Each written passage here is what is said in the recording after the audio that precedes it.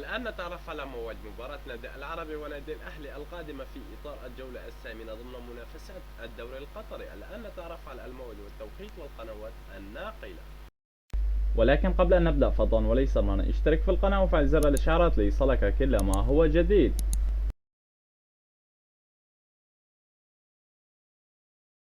موعد المباراة يوم الخميس 5/1/2023. نادي الأهلي يستضيف نادي العربي في إطار الجولة الثامنة ضمن منافسات الدوري القطري، وستنطلق بداية المباراة في تمام الساعة 6:30 مساء بتوقيت مكة المكرمة وبتوقيت قطر وسوريا والعراق، وستذاع المباراة عبر قنوات الكأس القطرية، وستقام المباراة على أرضية ملعب نادي الأهلي.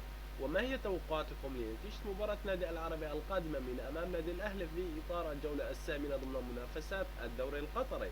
اترك لنا تعليق توقعك لنتيجة المباراة العربي والأهلي في إطار الجولة الثامنة.